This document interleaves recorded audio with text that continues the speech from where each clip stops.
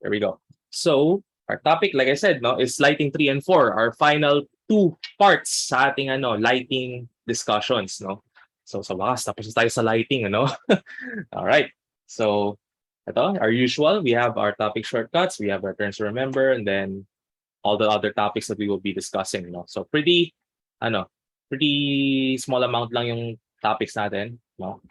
So, yeah, here's our terms to remember: environment map, HDRI, emission, shader graph, mesh lights, and IES lights. All right, madi-discuss natin lahat yan. No? So for modules 4 and 5, like I said, we will continue and finalize our discussion on lighting for 3ds Max and Blender by ending it with some neat tricks that can amp up your scene building capabilities as well as develop your rendering skills. So our first topic for the day is physical sun and sky environment. Now, itong physical sun and sky environment, these are like one of the default HDRIs or default environment backgrounds ng mga softwares, no? Each 3D software meron ganito one way or another. Sometimes iba-iba yung tawag. But sa atin, since we are going to be using 3ds Max and Blender, ang magagamit natin is yung physical sun and sky environment, no? So for physical sky, yun yung sa 3ds Max, no? We've already slightly dove into this last online meeting with sun positioner, no? So by default, like I said, no, if you add a sun positioner to your scene, the environment map will automatically give you a physical sun and sky environment to support the light source for the sun in terms of aesthetic and overall functionality as a light source. Because sun positioner as a light source alone is not going to be enough. It needs an environment to support it. Thus, here comes physical sky and physical sun and sky environment. No, so they basically work in tandem together to basically give you said light source from the sun positioner na object. No, now this isn't always the case. You can actually add the physical sun and sky environment map manually through the environment and effects window without actually having the need to use a sun positioner, no? So here we go. Ito yung mga natin, yung mga instructions natin. Puro instructions na lang tayo ngayon. So I'm just going to demonstrate it dito. All right. So to add your environment map or to add your physical sun and then sky environment, yun nga, no? Our number one method here is add our sun positioner. So I'm just going to click on my scene and then there we go. Andiyan na yung sun positioner natin. And then if you still remember, just simply left click lang tayo for the first left click. It's going to be the position of the compass. It doesn't really matter where you place it, no? And then once you left click again, it just confirms the position. And then yung next na magiging available movement natin dito is how far the sun will be, no? So I'm just going to repeat it again. First left click, position and rotation ng compass. And then next one is how far the sun is. Now this one, again, like I suggested last time, should be farther, as far away as possible, no? Because it's going to be working as a sun, no? So there we go. We have our sun positioner na. And then when we press 8 sa ating keyboard, actually, wait. Open ko lang yung screencast ko. Teka.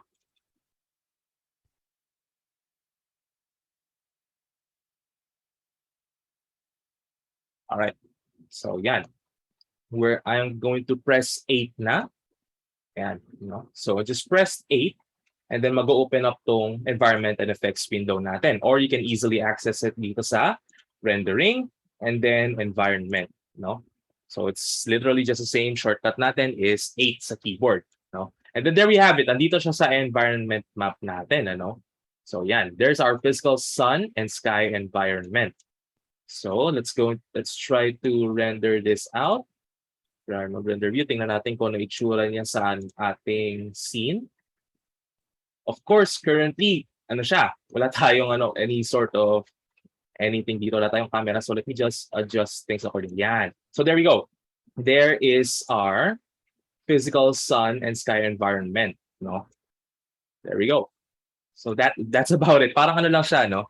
if you look at it closely, if you took up your game development na subject already, fairly similar siya sa play canvas na ano, yung world background lang natin, na 3D environment pala. It's literally just the same. Ano? And that's just how it looks sa other softwares then. That's just how it normally looks. No? So, that's basically it nga, no? And then currently, exposure ko, naka-automatic nang nakaset kasi sa, ano, sa 15 exposure value. Pero by default, no, nakalagay siya dito sa 6.0. No? So like I said from last time, we have to adjust the exposure value to actually see our environment background. No? So I think 13 exposure value should be good enough. Medyo baliktad nga, like I said, dito sa 3ds Max with the exposure value. Kapag tinaas, magiging slightly dimmer yung ilaw natin. Tapos kapag binaba, doon siya magliliwanag, doon siya magiging overexposed. No? So it's a little bit reversed. No? So there we go. I think 13 should be the perfect one. It's going to be the perfect exposure value for like the golden hours. No? So yeah, you might want to take note of that. So there we go. That is our physical sun and sky environment from the sun positioner. But like I said, you can actually manually add this one. No, you can actually manually add the physical sun and sky environment. Now, so let me just clear this away. And then we're just going to manually add it by just clicking on this one dito sa itong environment map na photo natin dito. And then we're just going to type in physical sun and sky environment. And then we can just press OK on that. No. There we go. It's literally the exact same thing. I can actually delete my sun positioner. Oops. I can actually delete my sun positioner. There we go. Oops. Okay, tapos let me adjust things. Oops. Ito. All right, there we go.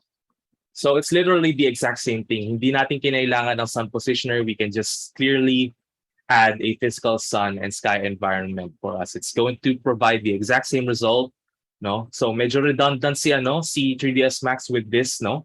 So sometimes sometimes you might just want to delete your physical sun and sky, your sun positioner overall, no? Kasi the real main purpose of the sun positioner here, which we will go back to sa during our first animation discussion, is to actually be just a literal object, no? So we're just going to basically make use of the actual sun portion ng sun environment ng sun positioner to replicate as our sun object. Sir, can we use the physical sky on the spawns activity? Yes, yung physical sky, no? Not this one though. No, hindi physical sun sky, no? These are two completely different na environment maps, no? Itong physical sun and sky, that is for sun positioner. Yung next one natin is yung physical sky, no? Like sabi mo, Enzo, no? So clear ko lang to, and then I'm going to add my physical sky. So I'm going to add my physical sky. There we go. So that is our physical sky. Pero ang notice nyo dito, I still stuck with my 13 exposure value. Maybe try ko lower to 6, no? So yun, magpapakita siya, no?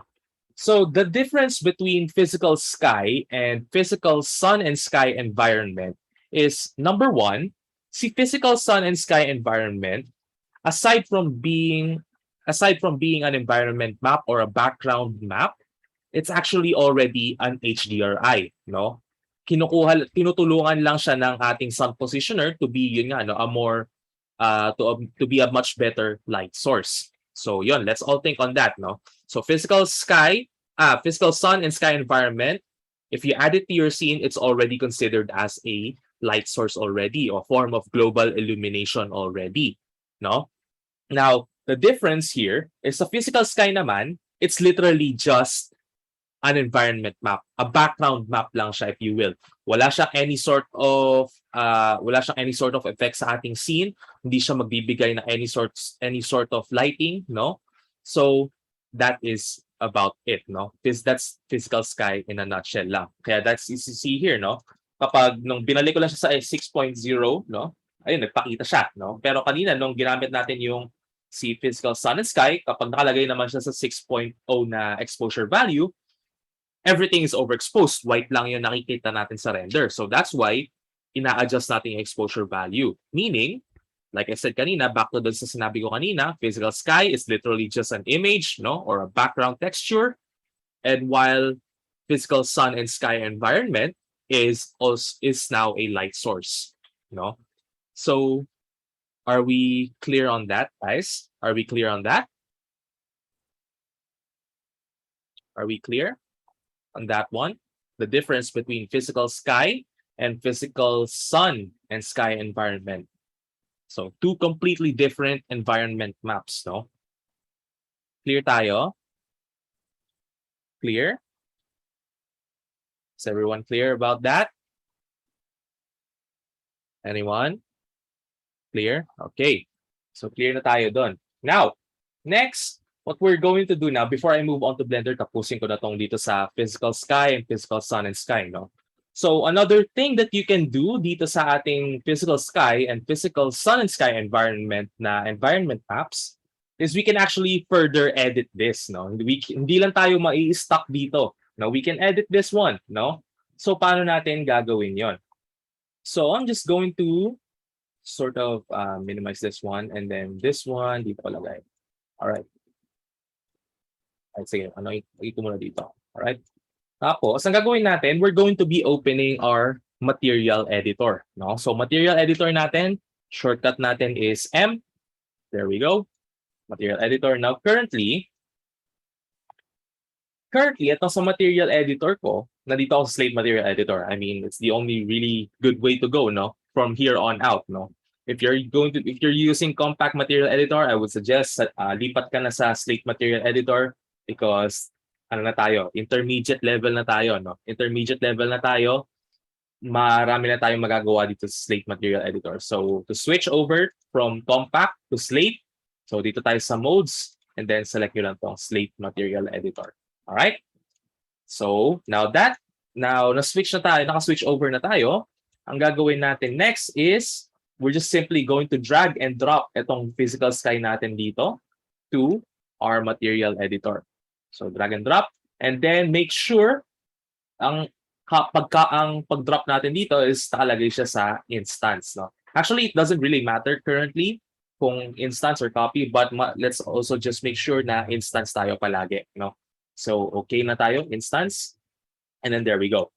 So bakit instance yung ginawa natin? So that way, any changes that we make to this certain environment map, as you can already see here dito sa parameters ka natin, mare-replicate na dito sa ating environment map, no? Because literally it's just the exact same thing, no? So ayan, no? Map number 6, physical sky, and then ginagamit niya dito sa ating 3ds Max is map number 6, physical sky. So let's see what happens when we try and change something dito sa mga tint natin, ano? So yan, nag-change tayo ng sort of tint. Okay, medyo it's di masyadong halata. Try natin dito sa ating sky tint. And there we go, no? So as you can see here, no? I'm changing my sky tint, yung overall na horizon nga natin, no? Yung overall ambience ng ating sky from this sort of pinkish color and nare-replicate niya dito, no? So that's about it. Now, next, pwede naman natin baguhin yung ating ground albedo. Yung ground albedo natin is basically yung quote-unquote na ground nga natin, no? So we can change that color then to maybe, let's say, white. Ay, masyadong overpowering yung white, no? Yung masyadong maganda. Ay, yung ground albedo natin, nandito siya sa itong part na to, no? Hindi masyadong halata, pero let's try to change our different color. Okay, actually, tanggalin ko muna to para mas madaling makita. Ayan, dito somewhere siya sa part natin dito. Ito, no? Notice nyo, this one right here. Dito siya nag-i-start, no? Si ground albedo. Kaso, masyado naging overpowering itong yung the rest, no? So we can actually just, pwede natin babaan din natin yung intensity ng ating background texture, no? So this basically, yun nga, no? Makeshift na na rin to, na background texture na natin dito na you can simply edit out, no? So pwede natin zero out yung intensity na gusto natin, no? 0.1, no? So kung let's say nakagawa kayo ng gusto yung timpla dito sa physical sky ng isang nighttime setting, pwede niyo babaan siya with intensity to further enhance nga, no, yung background mo. So yan, there we go. And then sun size, itong sun size naman natin, next time na natin baguhin yan. Doesn't really matter for now. Ang pinaka-important things dito, itong mga sun tint, sky tint, and then yung ground albedo, and then yung intensity, no? So there we go. That's about it. Now, para make sure lang tayo na it is the exact same thing nga, no? The exact same thing that we are going to be using. Simple lang tayo. Click lang natin tong node natin dito, itong circular node natin dito, and then drag and drop natin siya dito sa ating environment map. Ano? And then select lang natin instance, and it's literally just the exact same thing. No? We're just making sure na we are using the exact same thing. No? So clear tayo on that one, guys. Clear tayo? Are we clear? Yes po, sir. Veronica, you have question? Naka-raise yung hand mo? Just forgot to take it down. Okay. So we're all clear na sa 3ds Max. Let's move on to Blender. So sa Blender, okay. So dito sa Blender, we actually have two options here, no? We have number one, itong dynamic sky natin, and then itong sun position natin. Now, yung dynamic sky natin dito, like 3ds Max, Blender has an equivalent to the physical sky environment. Now, ito yung slightly better version ng physical sky, no? You'll see later in a minute, no? So we're basically going to be making use of a add-on that's already installed in Blender. Sa vanilla version of Blender, hindi nyo na kailangan mag-install. It's already there, no? So dynamic sky yung tawag natin dito. So I'm just gonna open up Blender. And then dito sa Blender, pupunta tayo dito sa ating edit, no? Sa ating edit. And then we're gonna go here sa preferences. And then we're gonna go dito sa add-ons. And then we're just going to type in dynamic sky. Now mine's already enabled, no? So click nyo lang to, itong check icon natin dito. Once you click on it, naka-enable na siya, click nyo lang refresh, and then you're good to go, no? So to make use of the dynamic sky, we're going to be pressing N, no? So gagamitin natin tong quick na toolbar natin dito. And then dito sa ating quick toolbar dito, may makikita kayo dito. It says here create, no? So here, click nyo tong create. Ayan, mas makikita nyo tong option na to. Magkakaroon tayo ng option dito with dynamic sky, no? So we're going to select yung dynamic sky, and then we're just going to click create. Now yan, magpapapok ngayon itong message na to. Please select the world name dynamic_1 from the properties in world properties, no? So that means nakaka-create na tayo. We've already created our dynamic sky. Kailangan lang natin mag-switch over to that one. So pupunta tayo dito sa world properties. This one right here, itong icon na to. And then click natin tong icon natin dito beside this one here. This one. Ito yung mga world list natin. Yung mga current na worlds that we have sa ating Blender, yung mga nagawa na natin, no? So as you can see right here, ito yun, no? Dynamic_1. So I'm just going to select that. And then I'm just gonna click anywhere on the scene. Let this one load for a little bit, no? Kasi currently hindi pa siya nag-ano. Ayan.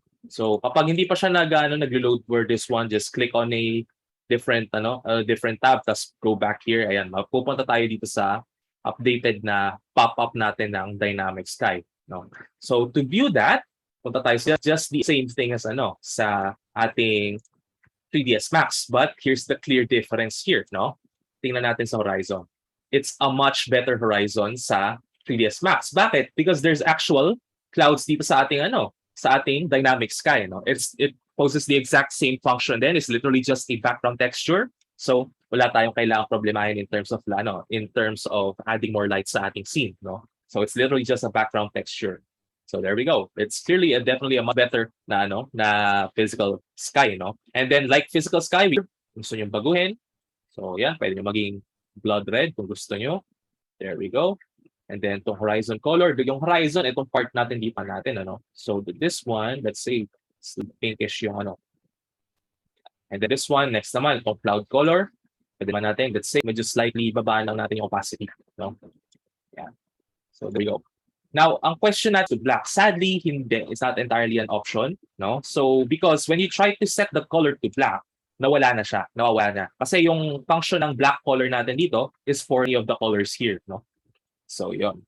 All right. So you can play around with that as much as you want. Yan. Marami kayong possibilities na pwedeng gawin for this one. You can even use the brightness kung gusto nyo. Shadow color saturation is already there. Cloud density. So yun, notice nyo. The changes right there. So yun. That is dynamic sky. No? It's pretty easy. Napakadali lang siya. It's literally just 2 clicks lang naman sa ating sa ating Blender, no? Any questions for dynamic sky? Any questions? Any questions? None? None so far. So dynamic sky? Wala? No questions? No questions? Silence means no questions, huh? All right. So I'm going to turn off my dynamic sky again and then reset, balik ako sa original na world ko. Because what we're going to do next is yung next na option natin, which is yung sun position, no? Yung sun position natin dito is literally the exact same thing as sun positioner, pero for now, sure, why not? Anuin ko na to. Sige, discuss ko na nga rin kung paano. So, in a sense, yung gagawin ko next dito sa sun position is yung dapat gagawin natin dun sa isang exercise natin sa animation na activity natin, sa first animation activity nyo, no? So, sige, anuin ko na to. Mabilis lang rin naman to, no? So, like 3ds Max, Blender has an equivalent to the sun positioner, no? Tapos dito rin natin may encounter yung similar, yung exact similar texture na ginagamit natin doon sa physical sky and physical sun and sky, no? By making use of the sky texture, no? This one again is already built in na rin siya sa Blender. We just have to access it sa ating add-ons, no? So punta ngayon tayo dito sa ating Blender. Again, babalik tayo sa ating preferences. Then we're gonna go dito sa add-ons and then we're going to find sun position. Yan. So type in sun, click on the check here, click lang natin, make sure it's enabled, and then click refresh. No? So when that happens, pupunta ngayon tayo dito sa ating, where is it? Dito sa ating, wala yung sun position ko. Teka.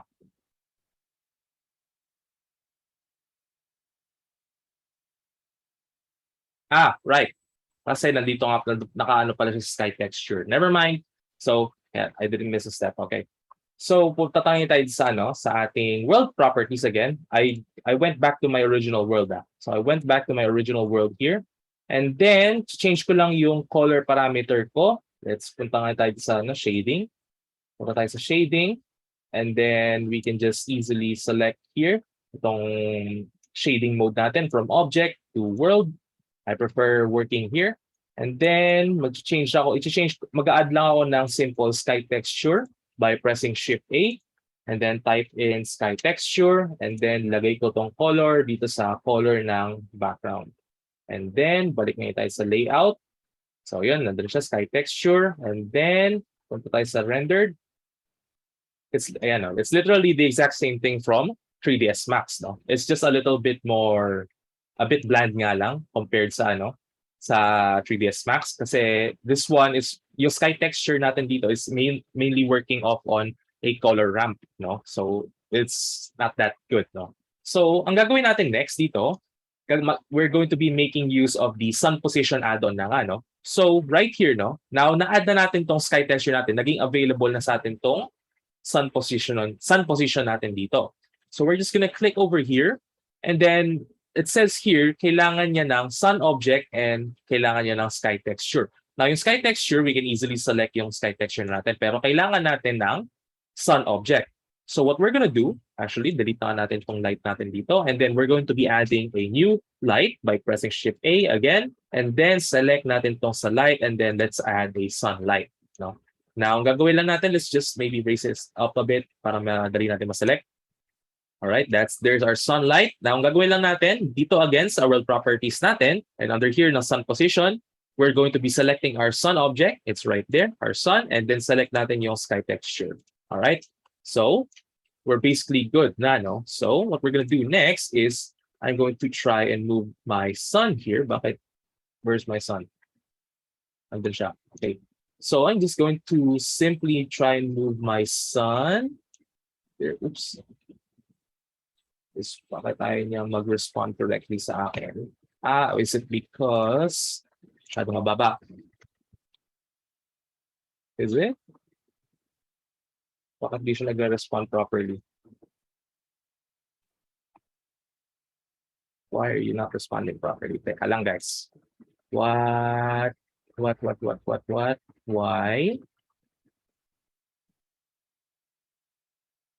Mhm. Why are you not responding properly? It should be good na, no? Is there any updates that I did not know about it sa 3.3? It should be good na. Bakit ayaw niyang wala naman dito sa sun size, strength. No, not that one.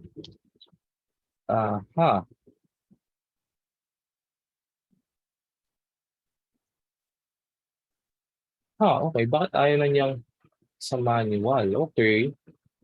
All right. So currently, I'm not entirely sure if they made any updates dito sa 3.3 regarding this. Pero dati, when you try to move this sun object right here, automatically na siyang magmamatch siya sa time natin kung saan siya nagka-place, no? But currently, I have no idea why, pero nagpo-function na lang siya dito sa time. I'll have to look into this later on. But as you can see here, this is exactly what I'm talking about here. Na kapag ginalaw natin yung sun, now currently I have no idea why it's not, but there we go. I-adjust na dito sa time, and then you'll see here the changes that's happening, no? So what changes do you see here? So yun. There we go. Any changes na notice nyo regarding this one as I'm changing my time? Any changes? Ano notice nyo? Anyone? Anyone care to answer? Ano yung notice nyo na change dito? Time of day, color of sky. Yes. So since I'm adjusting my time here, no, notice nyo dito sa lower right corner ko dito, I'm adjusting my time here. And then nilagay, let's for example, ginagay ko siya dito sa 5 o'clock. So nakalagay dito sa 5 natin, nakalagay here, it's local, is 5:40. So 5:40 ng umaga. So that is the sunrise. There we go. And then as I'm adjusting, check my local again, 11 o'clock na. Yan, 11 o'clock, 12 o'clock, 1 o'clock. It's using military time, no? So 24 hours siya. And then there we go, 17, that's 5 o'clock na, that's sunset. And then there we go, sunset na. And then nighttime. All right? So that is sun position natin, no? So I'm gonna have to look into this later on. Parang iniba na siguro nila yung update dito sa sun position sa 3.3. I'm not entirely sure. But I'll just let you know guys later na lang, no, by posting a vid about it later, no, if I found something new regarding this one, because that, like I said, no, usually kapag naset nyo na tong sun natin dito and then you try to move that, it should already follow along with you, no? So let's say, example, kapag minove natin ang ganyan, for example, pag ganyan, that's already changing the time, no? Yung color ng sky natin based on the time kung saan siya nakalagay. But like I said, I have to check on it later pa. I did not check this earlier. So yun. Any questions regarding this one? Also, take dito sa sky texture natin dito, right here. Sadly nga lang, we do not have the same luxury sa physical sky ng 3ds Max where we can easily alter the color for this one. It's just stuck to this one. Maybe, actually, yes, technically, yes, you can still edit out, pero I'm going to leave it sa natin.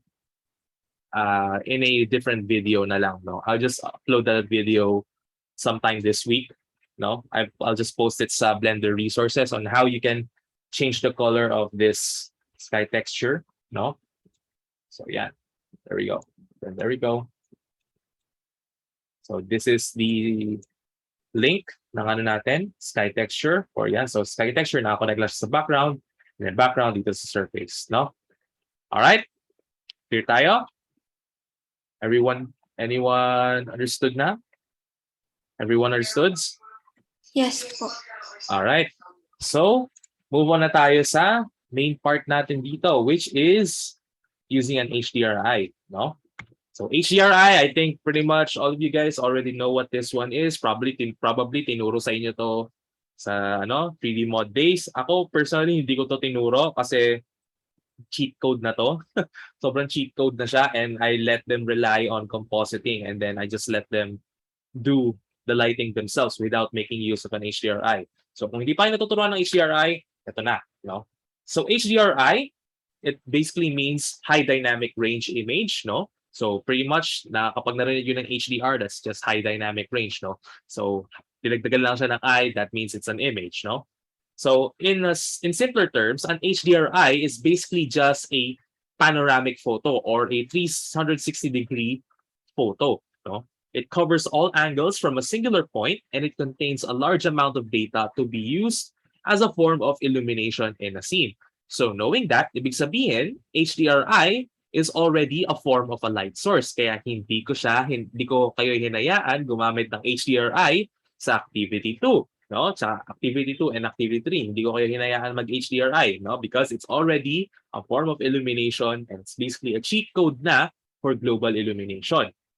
Now, HDRIs are also used as a form of trickery in terms of making reflections, and it is also heavily used in various CGI scenes to try and mix together both 3D and recorded footage by mimicking the lighting in the CGI clip from the recorded footage. Now, that's a bit of too long. Don't want to read. No, so basically, as stated there, no, HDRI basically sells the reflection sa mga CGI, no, sa mga CGI clips, no. So usually when filmmakers shoot a scene sa isang certain area, like for example, dun sa Spider-Man No Way Home, no? So did anyone watch that Spider-Man No Way Home? They shot a certain scene sa isang bridge, no? Dun sa bridge na where basically Doc Ock shows up, and then they went from there. As we all know, dun sa scene na yon, si Spider-Man naka full CG suit siya, no? Kasi naka armor siya with sobrang reflective qualities yung buong niya, yung armor niya. So what they did there to basically sell the reflection from that CGI shot of him in the Iron Spider suit, they basically created a 360 photo by shooting in all sides dun sa certain area na yon. Now, to capture that time of day kung kailan nila shoot yon. So when they did that, when na-capture na nila yung 360-degree photo na yon, they make use of that as their HDRI for the CGI shot ni Spider-Man with the Iron Spider armor, no? So clear tayo doon. So when that happens, when kapag nalagay na natin yung HDRI na yon sa kung anumang 3D software scene, yung 3D software yung gagamitin nila doon, mare-replicate pa rin nila yung lighting nila doon by making use of the HDRI that they created from that certain shoot, no? So, hindi sila mahihirapan to replicate the light source again, no, sa 3D software because they already have it on hand with the HDRI. No? Kaya nakukuha nila yung reflections pa rin nila ulit dun from that scene. Like for example, this one right here, no, nakukuha niya yung reflection ng HDRI. So, nakukuha natin diyan. So, kahit na tanggalin natin yung HDRI, let's say sinave natin yung image natin without the HDRI, makukuha pa rin niya tong color natin dito, itong image natin dito, because yun nga, no, it basically sells the realism of the reflection, no? So the process in creating an HDRI is no easy task. Actually, right now sa mga current devices natin ngayon, it's actually pretty possible na ngayon, kahit sa phone, pwede na siya. Because yun nga, like I said, it's literally just a panoramic photo. Now, sa a normal panoramic photo, it's literally just 180 degrees siya, di ba? 180 degrees, but actually that depends din kung gaano mo kabilis kang umikot, ano? So, but usually, a panoramic photo is only 180 degrees, whereas an HDRI, as I said, no, it basically covers all angles. That means full 360 na image siya. So, pwede nating magawa doon is basically kuha ka ng yung first shot mo, yung first 180 degrees, and then talikod ka, and then yung other 180 degrees, and then comp that out sa Photoshop. Pag-combine lang natin together yung two pictures na yon, and then there we have it. There's your HDRI. Now, the only difference lang natin makukuha natin ngayon doon, medyo magiging bland yung yung output natin doon. So, usually, when you're making an HDRI, you're going to be taking multiple pictures, no? Yung multiple pictures na yon is number one is yung standard na picture lang natin, yung normal na yung normal na brightness lang ng ating scene na yon. Next naman is yung overexposed shot ng ating scene, yung ating area doon, para i-comp out natin yun. Like for example, this one right here, yung kinomp out dito sa HDRI natin dito is yung itong sun natin dito. Pinalitan siya with the overexposed shot to basically amplify yung light source ng HDRI natin dito. So it's a bit of a tedious process. Hindi ko na kayo tuturuan yan. It's a bit, it's a completely different topic na yan, no, altogether. And personally, when it comes to HDRI, I make them myself procedurally. Kapag sa Blender, I don't download HDRIs. Rarely ako magda-download yan. I usually make them myself to basically challenge myself, no? So yeah. But if you want to grab downloadable high-quality HDRIs, dito lang yan, no? From polyhaven.com/HDRIs. No? So there you go. Isang magandang website where you can get your HDRIs, no, up to 4K quality, up to 8, actually parang hanggang 16K quality na sila meron ngayon eh. But for your computer's sake, guys, you don't need 4K HDRIs, no? Hindi nyo kailangan yon. 2K lang, okay na yan. 1K to 2K, okay na yan, no? Hindi nyo kailangan ng 4K textures unless yung shot nyo, yung gagawin yung shot sa render nyo is a super close-up one. Pero kung hindi naman super close-up na shot yung gagawin nyo sa isang render, guys, you don't need 4K, like 1K or 2K lang naman yan. It's the HDRI will be just there as a form of lighting, and yun nga, no, as a form of a neutral background lang ba, no? So that's what I want you to take note of, no? No need for a 4K HDRIs unless close up. Okay? So yan. Let's get on with the how.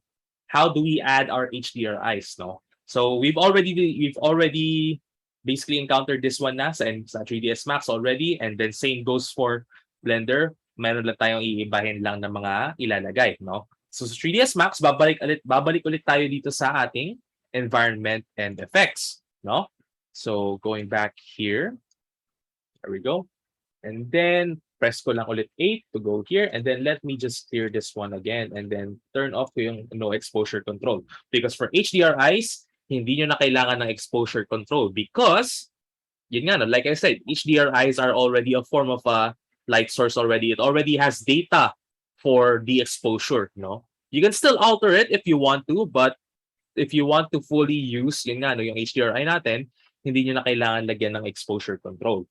Okay? So dito tayo sa environment and effects. Again, click lang natin dito, yung itong none natin dito to basically add our environment map. And then, we're going to type in bitmap, no? So, ano natin, yung same na map na ginagamit natin for images. So yan, select lang natin this one, bitmap. Don't mistake it for any other, just this one, bitmap lang, bitmap, no?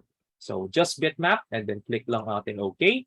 And then this will basically open up yung, itong windows na to basically locate your HDRI file. So I'm just going to select mine, example, this one.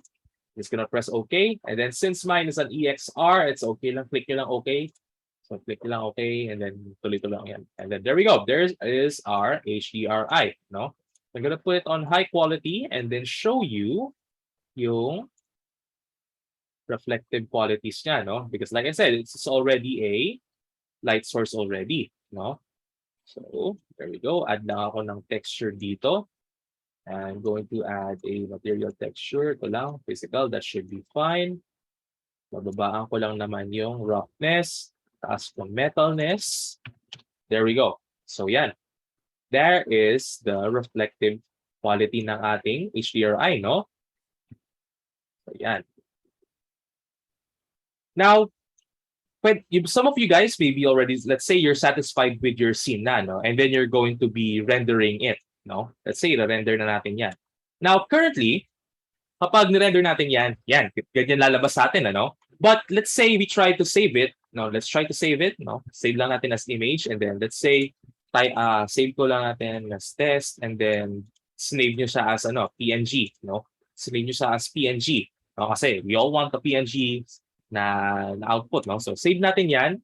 Pero tingnan natin kung ano naging itsurang output niya, no? When we save it as a PNG. So, teka, let me just locate it. Huh?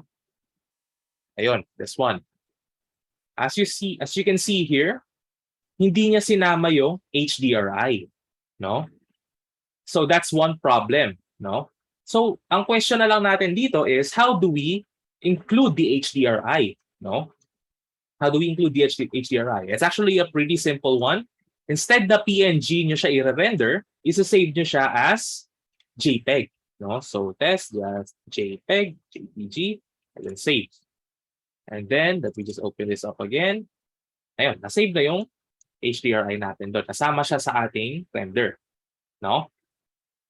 So clear tayo doon, guys. Clear tayo doon when you're saving your HDRI. If you want to include your HDRI sa render, clear tayo. Anyone clear? Clear po, sir. All right. So another thing that we can do here is just like physical sky and physical sun and sky, pwede natin ma-edit pa ulit to. Itong itong HDRI natin dito by adding a color filter, no? So what we're gonna do is again, go back tayo sa material editor by pressing M. Where is my material editor? Ayun. And then, okay, masyadong madumi na tong scene ko. Let me just add a new view.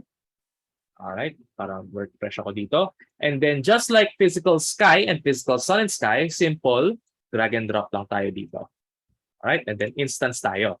Now, currently, since this one is a bitmap image, wala tayong currently pwedeng magawa dito other than simple rotations lang tayo, simple movement ng ating ng ating parameters sa ating HDRI, no? Teka, let me just show you. Teka. Okay, bigger Z. Ayun. Notice nyo, ayun, nagro-rotate siya yung Z natin, ano? There we go. Let me just put lang to dito. This one, okay. And then, yan, just yung zero out ko, pwede kong rotate. Oops. And we can easily rotate yung yung HDRI nyo. But it's not that good, no? It's not that good of a function kung dito sa angle. So, ang pwede natin gamitin natin dito, itong offset natin dito with the U and V. So sa U, magro-rotate siya sideways, no? And then this one sa V, up and down, no? So ito yung Z-axis, no? Clear tayo for this one? Sa movement? Alright. So clear tayo dun, no? Ang gagawin naman natin next is yun nga, no? We're going to be adding our color filter. So dito sa material editor natin, let me just put it here para makita natin. Actually, there we go. So dito sa ating, again, dito sa material editor natin, let's make sure na nakaset muna tayo sa high quality. Okay, that's good. Now, dito sa ating material editor, we're gonna type in color correct. Color correct. This one right here. Itong color correct na map natin dito. This one. And then we're just going to drop it. No? This one right here. Itong may gray na background natin dito. Itong color correct. Not this one, ha? This one. Color correct. This one. Color correct. 2 words. Okay? Then next, itong bitmap natin, itong HDRI natin dito, we're going to add it dito sa ating input. No? And then we're basically done. Now, currently, if you look dito sa environmental effects natin, ang nakalink dito sa environment map natin is our bitmap pa rin, no? But since we added our color correct, ito na yung naging main material natin. Naging partial data lang natin tong HDRI natin. So kailangan natin, ito naman na yung i-connect natin dito sa environment map, no? Para ma-keep natin yung kung anong ginagawa natin dito sa color correct. So simple lang rin, again, we're just simply dragging and dropping lang, no? Drag and drop lang natin to, this one, circular node, and then drag and drop natin siya dito sa ating environment map. And then instance. Okay. Now currently, it's magiging ganyan yung scene natin sa viewport, no? Because it's only going to pop up sa ating render, no? Itong color correct natin dito because this is already a form of compositing na rin, I guess, ng 3ds Max. It's a bit of an excuse. It's an excuse of a color correct, no? So, dito sa color correct, to add a color filter, we're just going to change tong color natin sa multiply. So, look here dito sa Arnold render ko. I'm going to change it from red, no? So, yan. Nagkaroon na tayo ng color filter. There we go. That's basically it. So, kung gusto nyo, like let's say, yung HDRI nyo, pwede nyong try timplahan ng try nyo timplahan ng medyo slightly dimmer na ilaw sa HDRI, no? Like for example, my HDRI here currently is a sunset, no? It's a cloudy pero sunset din siya. Pero medyo hindi pa niya benta dito sa sa HDRI. So pwede kong gawin, medyo i-gray out ko yung konti yung value, yung multiply ko dito to slightly darken it. But since yun nga, no, sa HDRI natin, kaya meron tayong mga overexposed shots when we create our HDRI, na may maintain pa rin natin yung light source natin. Like for example, this one right here, no? Itong ilaw natin dito. So we're basically still selling yung realism, no? Binabago lang natin yung yung filter ng ating HDRI. So yun, this one right here, parang medyo slightly realistic na siya ng isang paggabi, no? Paggabi na sort of na time ng day, no? So yan, there we go. That's how easy it is, no? And then, since yun nga, no, ito na yung naka-connect natin dito sa ating environment map, you can make use of this one, no? Kung nagbago isip nyo, pwede nyo naman easily balik dun sa original bip map natin. Ito lang yung co-connect nyo doon, no? So, it's pretty easy, no? And then, other color parameters dito, meron tayong gamma, you have hue shift, saturation. Ito, kung slightly gusto nyo pang medyo cooler yung, cooler or warmer yung timpla ng ng overall HDRI nyo, pwede. Contrast pivot, and then of course, itong exposure, pwede yung taasan, no? Kung gusto yung overexposed konti yung yung scene nyo, pwede, no? So, yan. There we go. Itong alpha, itong other maps natin dito, hindi na kailangan yan. This one is the only thing that you need to concern yourself with. No? So yan, that is HDRI, no? And how to further edit it pa sa ating slate material editor, no? So any questions? 3ds Max users for HDRIs? Anyone? Mga 3ds Max users? Clear tayo? 3ds Max? Okay, clear tayo. So let me just exit this out, and then I'm going to be starting a new file na for my next topic, no? While I work on dito sa Blender. So dito tayo sa Blender. So dito sa Blender, let me just actually start ako ng fresh, and then para clean slate, no? And then remove ko na tong light din. I'm just gonna remove the light, and then I'm just gonna add a basic UV sphere. I'm just basically recreating yung scene ko kanina dun sa 3ds Max, no? So add lang ako ng texture, baba ko roughness, metallic. Where's metallic? Ayun. Metallic, and then yeah, that's about it. And then put ako material preview. Okay. All right. So to add an HDRI dito sa ating scene, click nyo lang tong world natin dito, world properties natin. You can actually just select it here dito sa ating yellow na dot natin dito, and then click on environment texture. But pwede natin gawin din to, no? So punta tayo ng shading as we've been doing kanina pa. No? So shading, and then select natin, i-change ulit natin yung shading mode natin from object into world. Wait a minute, but nawala yung ko. Hold up.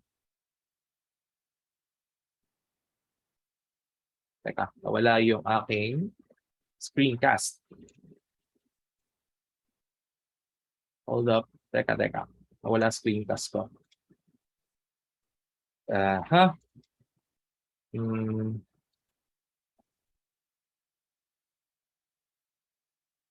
Ayan, okay. Okay. All right. So dito sa ating shading natin, we're already in the world shading mode. Some of you guys probably just going to Shift A, add kayo ng environment texture. Pwede yan, no? Pwede rin yan, no? But ako usually naman, kasi kapag HDRI lang naman gagamitin ko, I try to lessen what I currently have sa ating mga sa aking mga nodes, sa aking shader graph, ano. So, sa shader graph, this is basically ito yung shader graph nga natin, ano. So, as much as I want to, yun nga, no, I'd still have my background node here.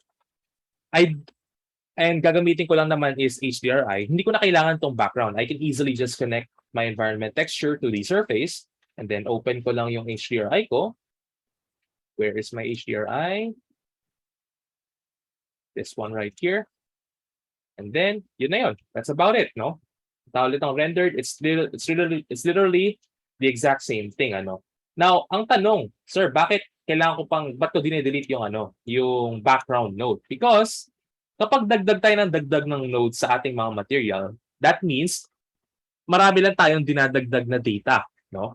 So as much as possible, like as it's pretty much common sense already, the less data that you have, the slightly better your rendering time is. Same case lang rin tayo sa ating materials, no? So sa mga materials, no, kapag padami tayo ng mga nodes, the tendency that we're going to have is after magawa na natin yung mga procedural na nodes, bine-bake na natin yon, no? So yung baking, we'll be discussing that sa next online meeting natin ulit, no? So basically when that happens, yung baking, yung procedural natin, yung mga procedural textures na ginagawa natin, magiging bitmap na siya, magiging actual images na siya. So basically, minimizing the procedural nodes and replacing them basically with the baked images, no? So ako personally, ganyan na ginagawa ko ngayon pag HDRI lang ang ginagamit ko for this one. So it's literally, like I said, no, it's literally doing the exact same output, no? But of course, gusto rin natin i-replicate yung ginawa natin dun sa sa 3ds Max, no? So, yung pag-add natin ng color filter. Now, kapag gano'n naman, we have to add our background pa rin, no? So, we're just gonna connect this one again. But, ang dadagdag natin ngayon dito is, of course, number one, another background shader. Kasi this one will act as the color filter, no? So, next one, I'm going to be adding my mix shader because pag-mix lang natin yan. And then connect the two shaders here and there. And then connect tong mix shader natin dito sa surface natin. Alright? So, balik tayo ng rendered.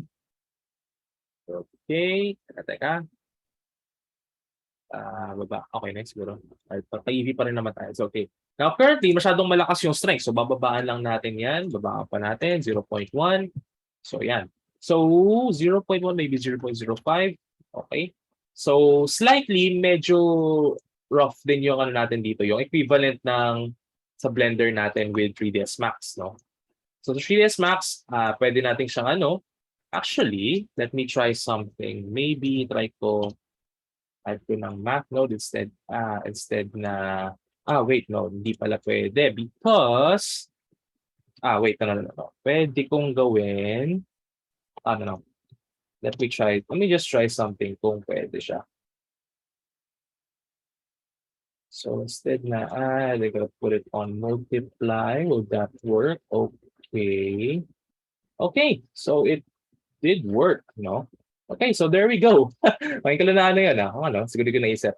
So to basically replicate what we had dun sa color filter natin sa 3ds Max, this is your link, no? This is your shader. This is your procedural shader right there. No? Makikita na realize to. This one should be pretty common sense na dapat talaga na naisip to. But there we go, no? So yan. And then siguro pwede nyo pang babaan yung factor, yung pag-mix ng natin. Actually, taasan pala yung factor natin para matimplahan nyo kung gaano mag-a-affect tong natin, yung color filter natin from our HDRI, no? So yan. Pwede nyo baguhin na ngayon yan. Sige, gawin nyo red, pwede, no? And then, like I said, kapag dito sa natin, kapag turn off ko to black, since it is a sort of a light source din, kapag ginawa natin black yan, magiging nawawala yung natin, yung color natin, no? So, there we go. Pwede nyo babaan din yan kung gusto nyo. So, yan. That is your color filter, quote-unquote procedural color filter, basic color filter, no? Now, there are more efficient ways to do this one, which I will share na lang sa sa isang video na lang later. I'm gonna be uploading it sa YouTube then. I'm going to be sharing it sa Discord, no? But for now, I'm just replicating what we had dun sa 3ds Max. So there we go. Screenshot nyo na kung gusto nyo kopyahin. So clear tayo guys, Blender users, clear tayo. Yes, sir. All right. So that's about it, guys. No, that's basically our whole discussion, no? So actually, there's still a couple of topics left. Actually, there are 3 more topics. Those are fairly easy na lang naman. Those you. Okay. Should I discuss it now or sa face-to-face lang natin next meeting? So, okay. Sige, tingnan natin. So, yan. There we go. Tapos na tayo, guys, eh. Tapos na tayo because, yeah, there we go, no? It's literally HDRI na yung last na, natin. No? Neat tricks na lang tayo halos kasi, no? Ang neat tricks natin is mesh lights. So, yan. I think, madali naman na maano naman to, no? And then yan, there we go, mesh lights. And then, of course, how to make a sort of screens. This one, meron na akong ginagawa na video currently na meron pa akong idadagdag dito regarding sa Blender. Currently, I'm trying to experiment pa sa 3ds Max on how to replicate a certain something, no? Kasi this one, basically, trying to replicate a screen, no? Now, sa Blender, may currently akong ginagawa na shader na procedural siya. You can make it on your own then. You're just gonna follow along with the video that I'm making currently. It's basically, you're going to try to replicate yung isang, parang TV screen talaga. Puro RGB siya, no? Puro RGB na node siya, na color siya, and then it's going to replicate yung a TV screen, no? And then, of course, itong IES lights natin, which is this one, no?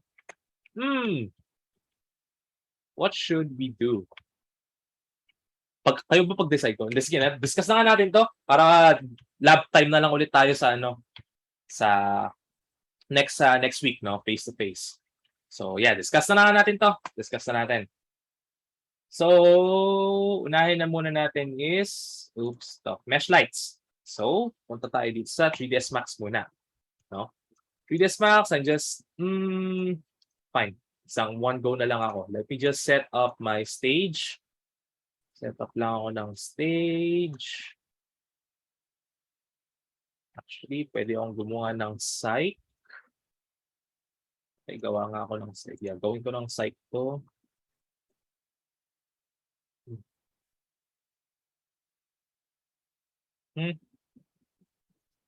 What the? Okay. Editable poly, press 2, and then extrude. And then chamfer ko lang to. Now, all right. So if you guys don't know what this specific object is, no? Some of you guys, if you're interested in filmmaking, itong tinatawag natin na cyc, no? So this is basically just a studio neutral background, no? Itong rampa na yan. If you visited before sa natin sa mga filmmaking rooms natin, makikita nyo to. Now this is called the cyc, no? So yan. Let me just, mali. There we go. So stage ko na yan, and then I'm going to be making a plane na lang. Plane na lang ulit. Then rotate. Okay. So, mesh lights. Mesh lights tayo. So, 2-in-1 ko na siguro to, no? Gawin ko ng 2-in-1. So, ang gagawin natin for mesh lights is available only sa ating Arnold, no? So, sa Arnold lights tayo. Arnold lights, and then add lang ako ng Arnold lights. Okay lang kung kahit saan nyo pwedeng ilagay yan, kung saan nyo gustong ilagay itong Arnold light na to, it doesn't really matter because papalitan natin yung type natin from quad into a mesh. Okay? So itong mesh natin dito, now currently naka-disable siya kasi pupunta kayo tayo dito sa ating edit mode kasi doon na siya magiging active, no? So sa modified mode or sa edit mode natin dito, so yan, ma-notice nyo, pwede nang i-select yung mesh. i-click lang natin to, and then select lang natin si plane, no? Masyadong madilim. Teka. Let me just turn it to standard, okay? Para makita nyo. So, select ko lang tong mesh. Kapag nag-highlight na siya, ibig sabihin, pwede natin select kung ano yung mesh na lalagyan nating light. So, select lang natin tong plane, and then there we go. We're basically done, no? So, punta lang tayo dito sa ating high quality, and then increase lang natin tong exposure natin, no? Now, currently, ito yung kinukuha niya. Pero tingnan natin siya dito sa ating Arnold render view. So, yan. Surrender natin. There we go. Doon siya nag-emit ng light, no? As you can see here from the reflection alone, no? Yung plane natin, nag-emit na siya ng light. Pero may konting problem tayo ngayon dito, no? So, it's actually pretty noticeable already. Yung problem natin dito is, yung reflection niya, kitang-kita itong plane, it's a light source. Pero yung object natin, it's not, no? So that's a problem that we are currently facing. Now, paano natin i-fix yun? No? Kasi the only fix here to basically replicate this one, to add like, yun nga, no, ng parang sort of light source natin dito sa ating, sa ating plane natin dito is adding a material. No? So pupunta ulit tayo ng material editor by pressing M. There we go. Let me just start over in the new view again. May fresh slate ako. Now, pwede naman tayong kahit alin dito. We can probably use my physical material na lang, pinakamadali. And then I'm just going to add this one to this plane, no? And then, dito ngayon sa physical material natin or dito sa material natin, bibigyan lang natin ng kulay yung ating emission, no? So this one right here. Now, currently, as we've been talking about kanina pa, no? Kapag black yung kulay ng any sort of light source natin, that means it's off. Wala siyang any sort of light source, no? So, kailangan natin lagyan. Now, para makita natin yung changes natin, siguro baguhin muna natin yung kulay ng ating mesh light, no? So, yung mesh light natin dito currently is white, pero baguhin natin, let's say, gawin natin slightly yellow, no? Slightly yellow, maybe konting orange pa. Yan, okay, slightly, yan. Alright, so ngayon, gagawin natin dito sa emission, we're just going to try and mimic that color, no? So, as you can see already, no? Nagkakaroon na tayo ng emission sa ating color, no? So I'm just going to try to basically mimic that color if I want to. So yeah, there we go. That's the only unfortunately, that is the only way you can do that dito sa ating Arnold light with mesh lights, no? That's the only way, sadly, no? Hindi siya kagaya ni Blender na isang material lang na automatic na siya magiging light source, and then yun nga na magkakaroon na rin siya ng emission, no? So there we go. Clear tayo guys, 3ds Max users, when it comes to mesh light. Clear tayo guys. Clear? Yes po, sir. Okay, punta ngayon tayo dito sa Blender. Sa Blender, I think most of you guys already know kung paano to. So start rin ako na bagong scene ulit. Delete ako. Just going to add a plane. Just going to basically remake what I just did earlier. So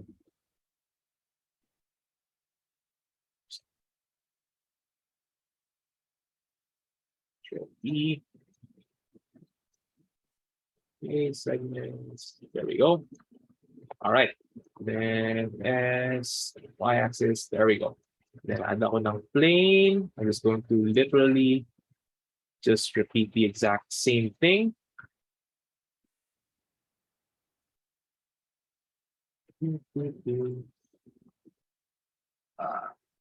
Y-axis, yep. Y-axis, 90. There we go. Then there we go. All right. So, punta ngayon ako material preview because we're going to be adding our lights here. Tanggalin ko na tong light natin dito because we don't need that. Actually, punta na akong rendered much better. No. So, there we go. Ngayon, ang gagawin natin is pupunta kayo tayo sa material properties, and then we're going to be adding a new material. Let's say, let's call this one emission. Make sure to rename your materials, guys. It's a good practice para hindi kayo malito sa sa mga materials nyo, lalo na if you're going to be working with a lot of materials, no? Now, we have two choices here, no? So we're going to go here dito sa shading tab. It's much better here. So I'm going to put this one on rendered again. And then we have two choices here. We can still make use of the principal BSDF, or we can just simply delete this one and then add a emission shader. And then connect your emission parameter to the surface. And then there we go. That's it. That's how easy it is. Taasan lang natin to. Let's say to 30 yung strength. And then there we go. Nagkaroon na tayo ng light. No? So let's see here. Now currently, nakalagay siya sa EV. Kailangan natin i-on yung bloom para makita lang natin. Kung sa cycles naman tayo, automatic naman siya. You just have to turn on bloom. No? So kapag cycles, di wala na kayong kailangan pindutin pa. No? So, yan, there we go. Kung cycles, automatic siyang magkakaroon ng sort of glow already. So that's about it. That is emission shader. Again, note natin dito, kapag EV, you have to turn on bloom first. You have to turn on bloom para makita natin this one right here. So yan, para makita yung glow. But sadly, it's not that good dito, no? So hindi siya kagaya ni cycles na more realistic yung pag-shine niya ng emission, no? Ng ating light source from the emission. So which one would I prefer? Probably siguro cycles, no? I always use cycles, no? But if you're going to be using, like, let's say, a very cartoony look sa sa scene nyo, then probably sure, why not EV, no? It's already very toon-ish yung dating ni EV sa pag-render, so why not, no? And personally, if you're striving for realistic renders, no, or semi-realistic renders, stick to cycles, no? Kasi marami talaga magagawa sa cycles compared sa EV. Okay? So there we go. That is mesh lights or emissions for Blender. Are we clear? So Yes yan. po. So this one, another application na pwede nyong gawin dito, no? So as you can see here, ang ginawa ko dito sa render ko dito, I added some edge loops dito, no? So I added an edge loops to basically mark itong mga light shapes ko dito. And then sa Blender, I selected these portions right here, and then I just manually added my emission shaders to make this sort of hallway right here. No? So you can make some unique things like that, or like for example, this one, no, very Tron-like na siya, na puro emission. Again, Blender din to, no. So there we go. And this one here, sample count ko lang dyan is 250. As I said from the beginning of the class, no, 250 is more than enough na, guys. This one already has denoise on again. Nasa cycles din to. So again, fully lit up yung scene ko, as you can see, guys, no? It's already fully lit up, but wala kayong makikita any sort of noise sa aking scene. There we go. So, are we clear on that? Oh, yeah, I forgot to mention dito sa ating dito sa Blender. Another thing that you can do, no? So, let me na pala ako sa cycles. Okay. So, another thing that you can do, let's say kasi itong emission natin, it literally gives you an emission, no? Wala kapag nag-add ka ng let's say nag-add ka ng cube, and then I add my object here, my material here, itong emission natin yan. As you can see dito, kahit sa render natin, parang hindi na makita yung natin, yung overall shape ng natin, no? Yung overall shape ng cube natin, yung pagka three-dimensionality niya, parang outline na lang siya halos, no? Now, we can actually do something unique here by making use of the principal BSDF once again, principal BSDF, and then, of course, a mix shader. No? So, gagawin lang natin, connect lang natin siya dito, and then connect din natin ito doon. And then, ang gagawin lang natin is, taasan lang natin yung factor. Oh, wait, no, natataas. Okay, tapos, dito sa emission, di ba? Ito. Wait, pakabaliktad ako. 5, teka. Okay. Teka. Preview. Okay, there we go. Oops, not that one. Slightly makikita na konti yung pagka 3-dimensional. Babaan nyo lang konti yung strength ng emission natin dito. Dito is dito sa ating principal BSDF. No? So, slightly tataasan nyo yan ng mataas. Okay, ayun yung bakit tayo shooting. Why are you?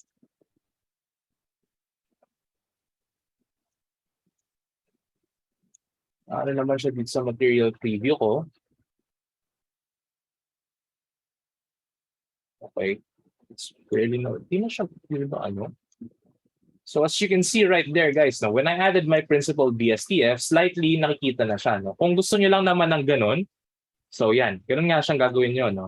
For emission, taasan nyo konti yung emission nyo kung gusto nyo. Kasi kapag itong principal BSDF, this is basically yung mark lang ng ating 3D object to basically know that it's there, no?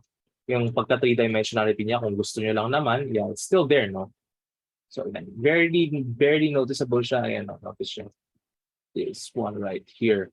Slightly noticeable na siya, no? Ano, sa render nga natin, it's still noticeable, pero yeah, gonna have to zoom in as close as possible. But yeah, it's going to be there, no? So yeah.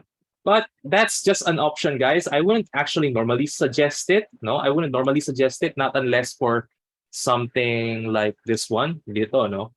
This one right here. Now, this one, ganun din yung ano ko dito, no?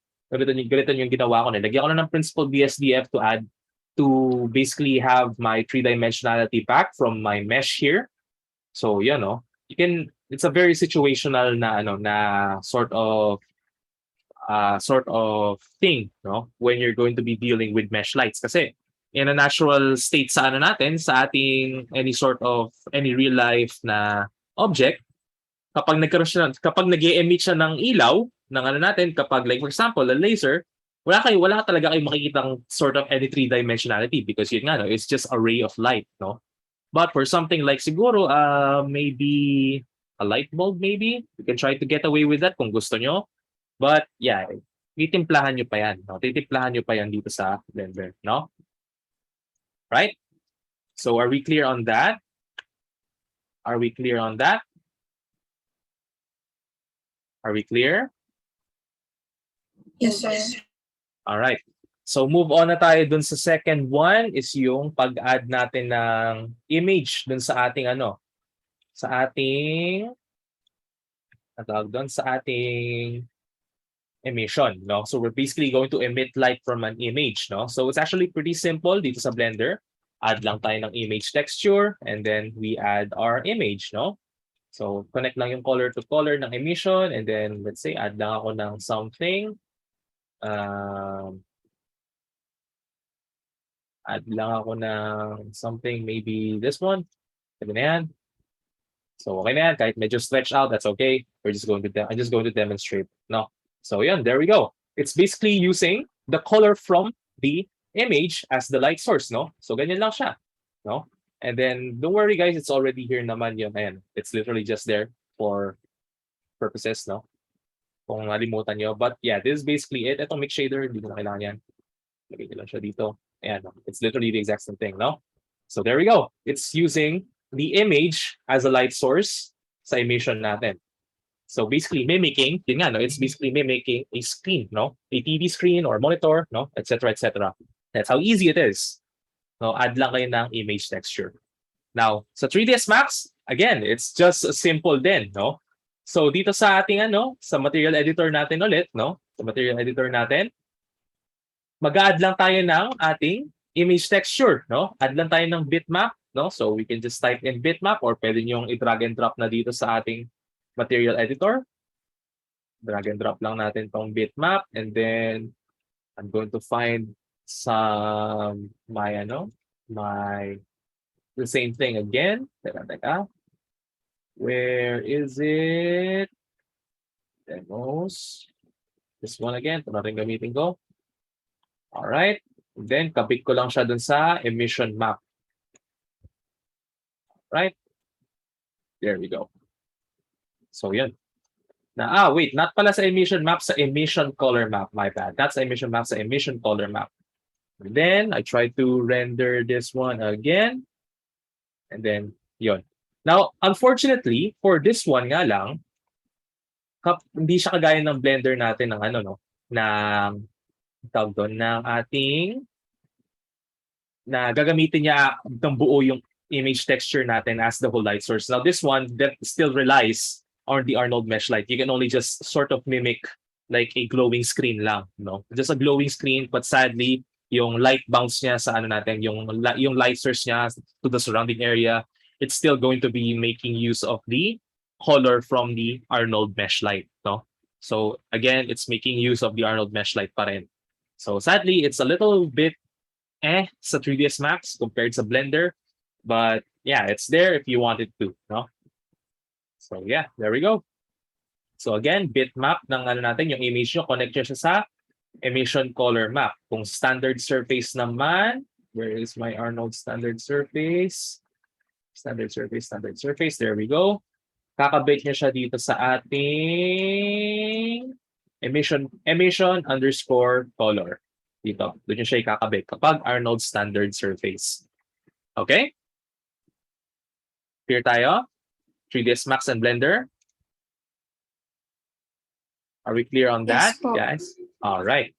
So, move on na tayo dun sa last part, which is, ayan, notes nyo. All right. Move on tayo ngayon dito sa last one, which is going to be the most important trick here. Probably going to be the most used for some of you guys, no? Kapag mahilig kayo sa interior rendering, this one is going to be very, very helpful, no? So, IES lights, no?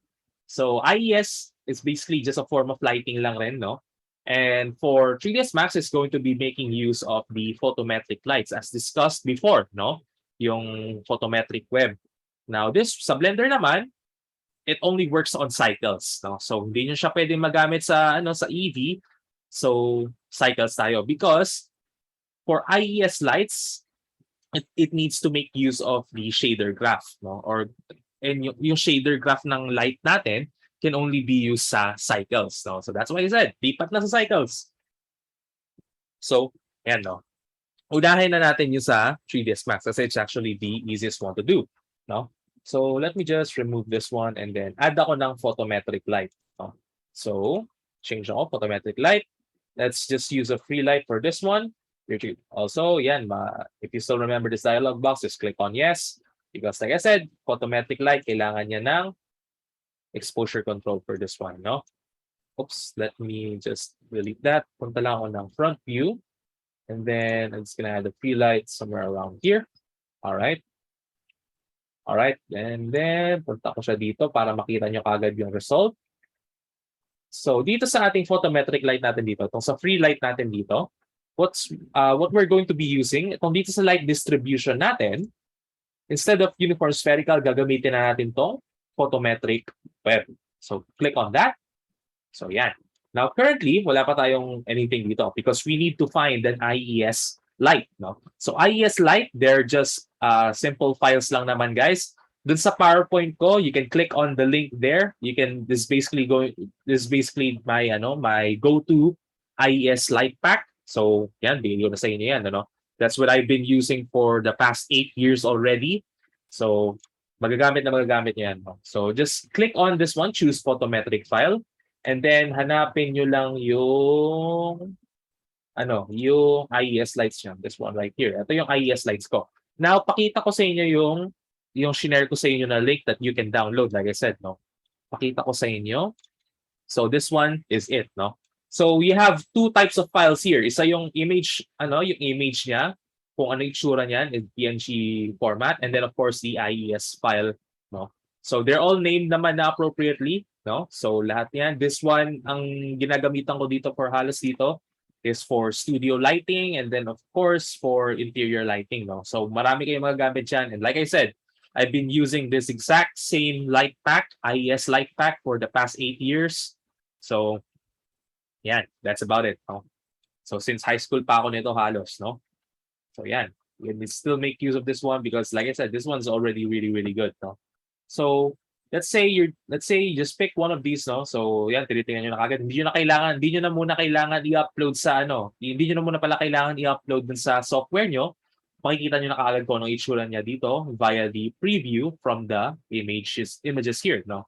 So let's say, piliin ko to, display to. So display, so pangalan yan, display.ies. So I'm just going to select it here, display.ies, and then open ko lang yan. Now, ang gagawin ko lang is try to place it here. Now, currently, it's going to be looking like that. Now, so, ayusin nyo lang yung, angle niya.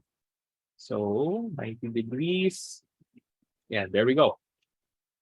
So, that is it. Now, another thing that you're probably gonna do as well din, is, teka, ayusin ko lang itong, oops. Taasan ko pa ito. Alright. Then, itong light ko, taasan ko para kita nyo kaagad, no? There we go. So that is the display.ies, no? So this one right here, ayan, no? Now, currently, it doesn't look exactly like the one here sa aking display, no? It has the overall shape, pero ang problem niya is masyadong malakas yung ilaw. Now, paano natin hihinaan yan? It's super simple, no? So, dito sa modify lang natin, bababaan lang natin yung yung intensity niya. Bababaan lang natin, masyadong mataas yan, no? So, pwedeng gawa natin to try natin 4,000. No, masyadong mababa. Try natin 10,000. So, yan, there we go, no? So, it's already showing yung light shape ng preview natin, no? This one right here, no? So it already has that shape already, no? So, there we go. And then, just like any other light, of course, no? Just like any other light, pwede pa natin din mabago yung kulay niyan sa filter natin, no? So kung gusto yung red, sure, go, why not, no?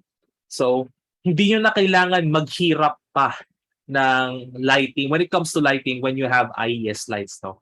If you want to make certain light shapes, yun nga, like for example, yung mga ganyan, ano? Hanap lang kayo ng IES files, no? IES lights. So, yan, there we go. So, pwede naman nating, duplicate ko to. And then, palitan ko naman ulit yung palitan ko naman to. Gawin ko naman, diba? Let's say, nila lang random dito. Hanap ako ng, let's say,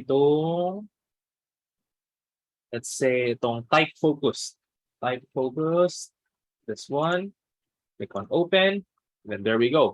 And again, babaan ko lang rin yung intensity para makita ko lang yung And then baguhin ko rin yung filter color siguro. And this one, gawin ko siguro 5,000. Masyadong malakas pa rin. Okay, there we go. Or maybe 1,000. 1,000 should be enough. Nope, masyadong kulang. 2,500 maybe. Yan, okay, that should suffice naman na. No? So yan. Now, the question here is, bakit automatic na nagbabago yung intensity niya kapag nilagay na natin yung IES file. Well, that's because an IES file already has the preset data for the intensity of that light, no? So, yun yung preset na ganun talaga siya dapat kalakas, no? So, the only thing that's wrong here sa aking demo here is medyo off yung scale ko, no? Because I'm not using metric system, I'm just using normal units. Now, yung normal na intensity natin dito, that should be the normal intensity that you should be using, no? Ito yung ganyan dapat yung magiging output niyan, no? So, not that one. This one, no? Itong mga nasa display natin diyan. Yan yung original talaga na output niya. But like I said, my scale is off sa aking scene, which is I don't really mind kasi yun nga, like I said, I can easily alter yung intensity niyan to match what it originally looks like, no? So yun, there we go. That is IES lights for 3ds Max. Pretty useful, very useful to actually. Magagamit siya na magagamit. Okay, actually very useful din siya for mga product renders, no? So yun. And there we go. But sa mga hindi pa nagsasubmit ng Activity 3, wala akong makikitang IES light sa Activity 3, Dahil sinabi ko lang na maganda siya for product renders, no? Wala akong makikita na IES light sa Activity 3, okay? Alright. So, okay na tayo? 3ds Max users? Clear na tayo? Alright. So, let me just minimize this one and then switch over tayo sa Blender. So, sa Blender, like I said, no, ito, nakalagay dito. So, you have to switch your render engines to cycles, no? And another thing then, it only works din sa point light because it's the most appropriate light to use then, no? So, ang gagawin lang natin is this is already the thing here. So, light properties, use lang nodes natin, and new bar, click on shading, shift A, IES texture. It's just the exact same thing for the how it normally works sa ating shading, no? So, kung nakita sa Blender, actually, let me just, wait. Sige, pwede na pala to. Let me just delete that. And then, here lang ako. Now, ito, dito, be careful, Be careful din dito, no? Because if you're going to be using my IES files, no, be careful lang in selecting your IES files, no? So, let me just show you what I mean. So, I'm just going to make a point light. Oops, where is it? Ayan. So, I'm just going to be making my point light. I'm just gonna put it here near sa aking wall. There we go. Medyo lakasan ko na rin to. Going to 1,000. There we go. So yan. Diyan na yung light natin. Now, we're just gonna click dito sa ating light parameters, itong light properties natin dito. We're gonna be clicking on this one, use nodes, para ma-enable na natin yung light sa ating shader graph. No? So select natin tong use nodes. Ayan, there we go. At basically here, ang default node natin dito is the emission. No? So that's basically it. It's a light. No? So it's just an emission shader. Now, what you're going to do next is you're going to press on Shift A and then type in IES texture. No? So click on that and then select lang na link natin yung factor sa strength because strength sa yun lang yung factor niya dito. No? And that way we can also alter yung color ng ating IES texture. No? Now, to upload your IES texture, now ito, we have two options here. We have internal and then we have external. Now ito, I am not sure bakit nandiyan pa rin yung internal, but supposedly ang internal ng IES, ang internal na function dito sa IES texture for internal is the pre-built na IES textures ng Blender. But until now, wala pa ring pre-built na IES texture na template si Blender, no? So I have no idea why it's still here, but yeah, it's there. So since we are going to be uploading different IES format, no?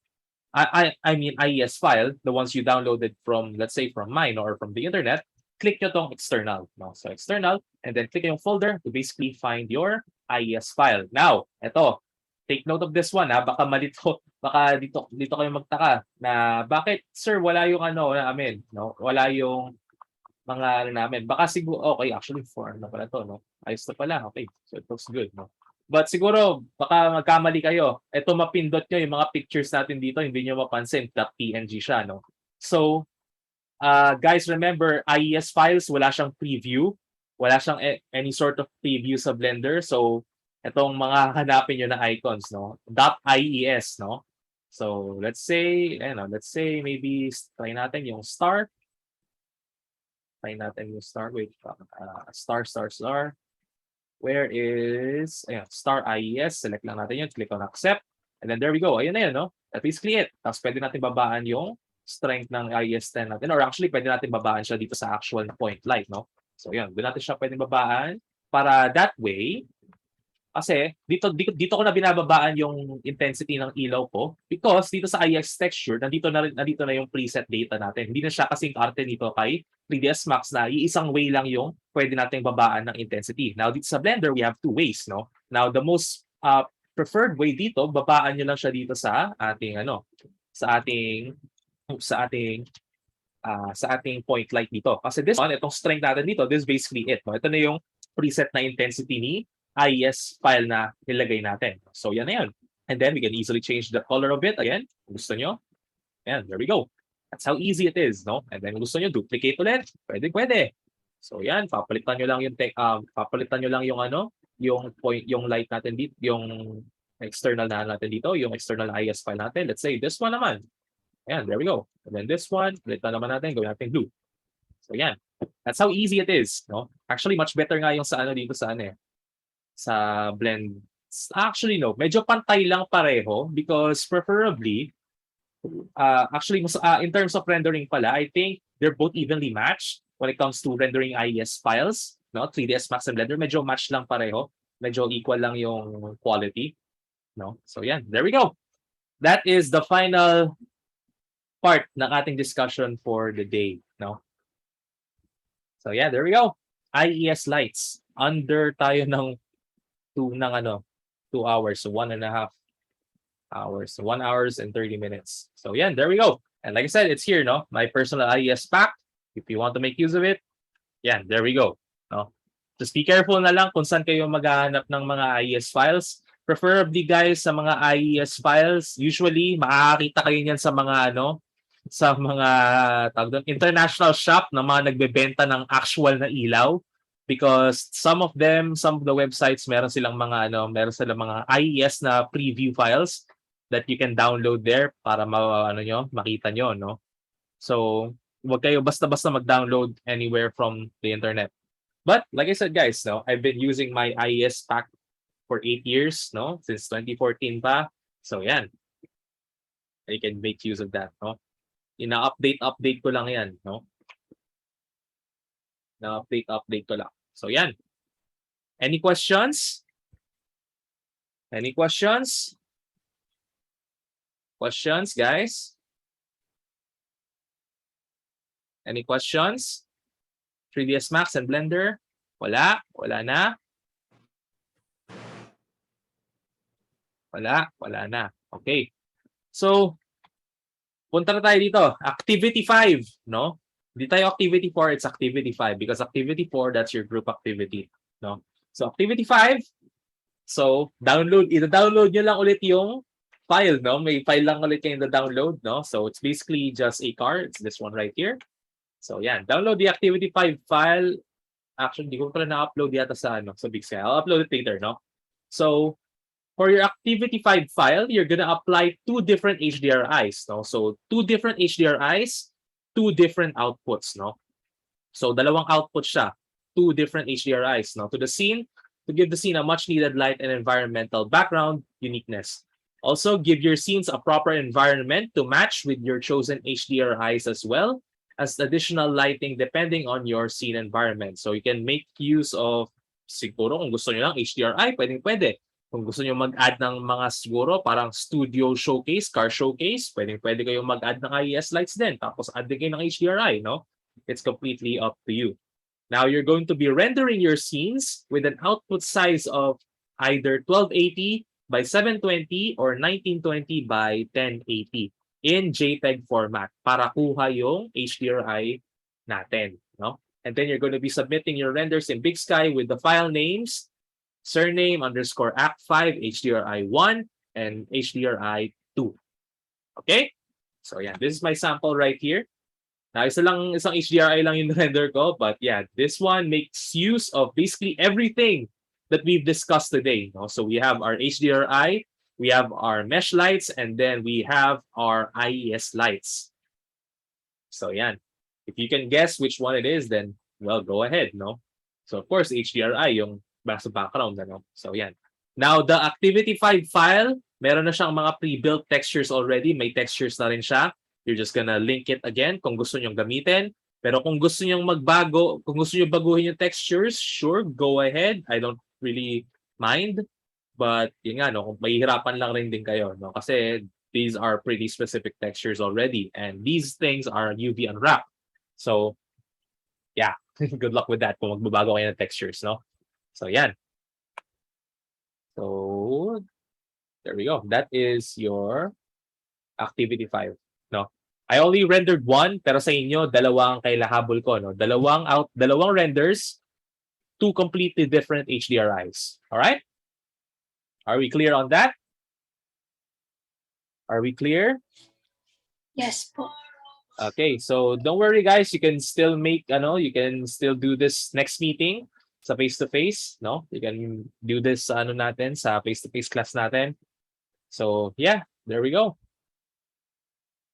Yung the Dropbox is actually already live na rin sa sa Big Sky. So, if you want to upload early, sure, why not, no? So, yeah.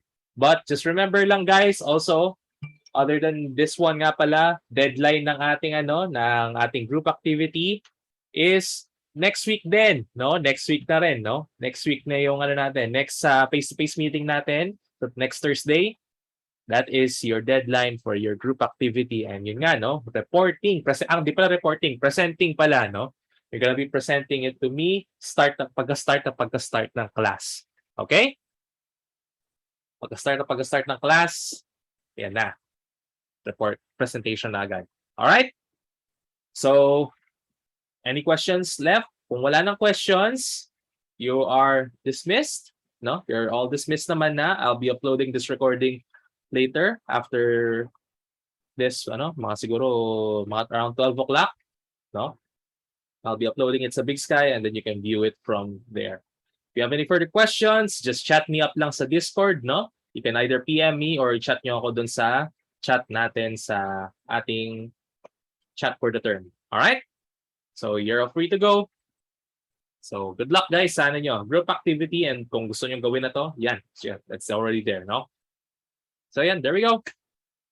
Have a good afternoon, guys. Have a good afternoon. You're all free to go. Thank you, sir. Thank you, sir. All right, all right.